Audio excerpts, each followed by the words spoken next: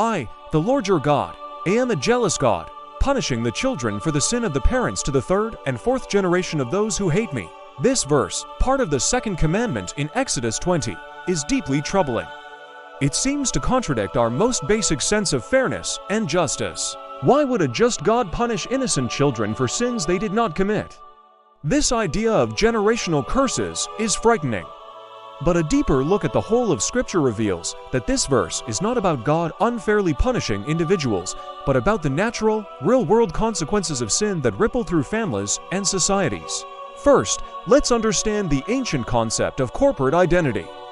In our modern, individualistic West, we think of ourselves as independent units. In the ancient world, the family, the clan, the nation was the primary unit.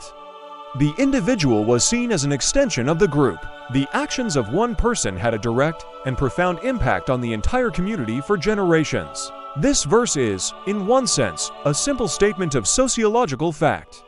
The sin of an alcoholic father does bring suffering upon his children and grandchildren. The sin of a racist society does create cycles of poverty and injustice that affect the third and fourth generations. This is not God actively punishing the innocent. It is Him describing the terrible, cascading momentum of sin in a fallen world. But the Bible does not leave it there. It goes on to explicitly correct a fatalistic interpretation of this verse. Hundreds of years later, the prophet Ezekiel confronts this very issue. The people of Israel were using a proverb, "The parents eat sour grapes, and the children's teeth are set on edge." They were blaming their suffering on the sins of their ancestors. And God, through Ezekiel, makes one of the clearest declarations of individual responsibility in the entire Bible. He says, "As surely as I live, declares the sovereign Lord, you will no longer quote this proverb, ... the one who sins is the one who will die. The child will not share the guilt of the parent, nor will the parent share the guilt of the child." Ezekiel clarifies the principle. We inherit the consequences of our father's sins, but we do not inherit the guilt. Each person is ultimately judged by their own choices. The second part of that troubling verse in Exodus is also crucial.